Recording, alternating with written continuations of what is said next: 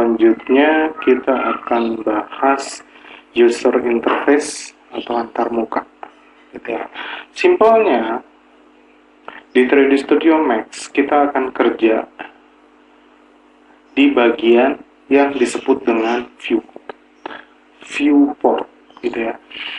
Secara default akan ada 4 viewport, perspektif, front view, gitu.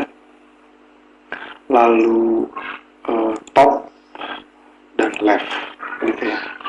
Untuk bagian ini, kalau kita select perspektif, ini akan ada frame warna coklat. Kalau kita mau zoom extend all atau ini menjadi penuh satu screen, kita cukup klik di bagian bawah sini, gitu ya.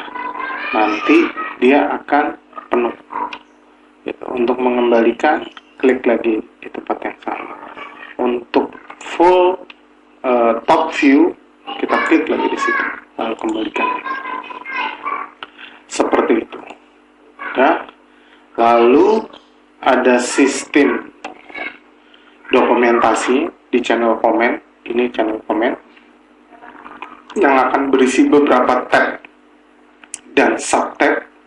Ini ada create. Setelah di create harus pindah ke tab modify, gitu.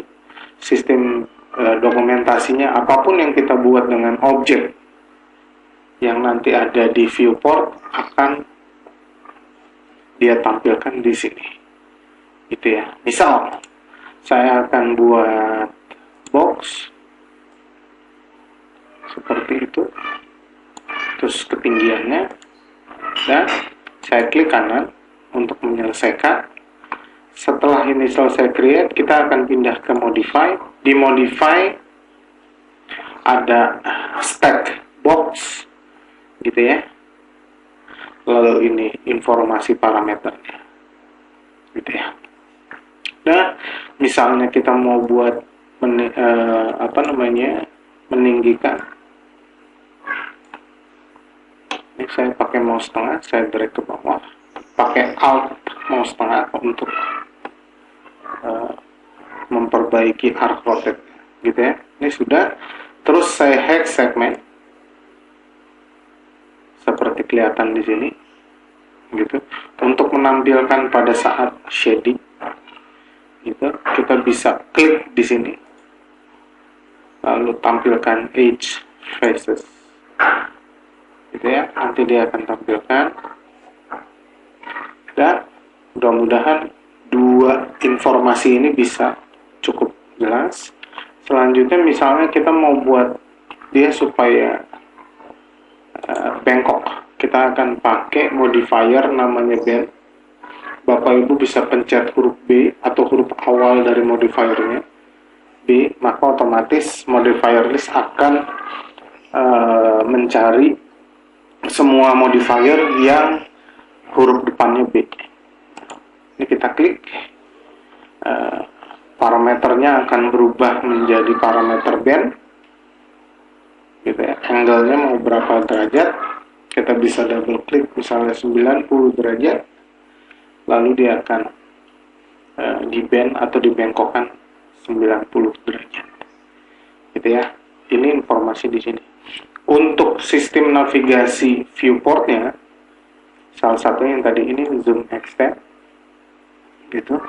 Shortcut untuk menggeser view-nya kita bisa pakai mouse tengah, gitu ya, seperti ini. Lalu untuk rotate view-nya atau arc rotate bisa dengan tahan alt dan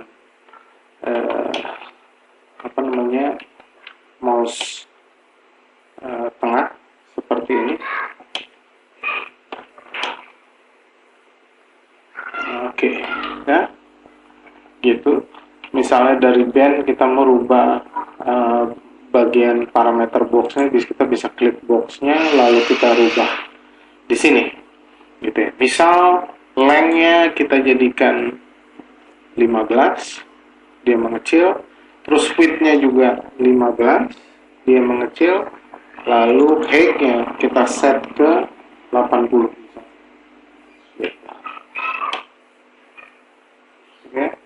ini view-nya dengan Alt Arc Rotate. Jelas ya, ini sistem dokumentasinya gitu. Lalu list objeknya ada di sebelah kanan, Explorer, gitu. Di menu bar akan ada file, navigasi file, edit, tools,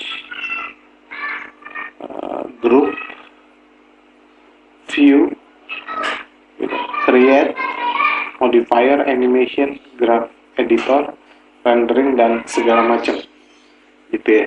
Beberapa menu yang ada di menu bar di atas biasanya juga sudah ada di command panel di sebelah kanan gitu ya.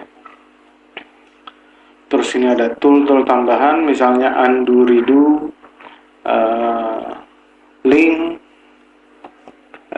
unlink, lalu bind to space wrap, nih, gitu ya. Ada list by name, selection method, move tool, rotate, scale, dan segala macam. Ini snap, ini macam-macam. Ada alignment, mirror, gitu ya, list, object, scene explorer, terus layer, material, rendering, dan shortcut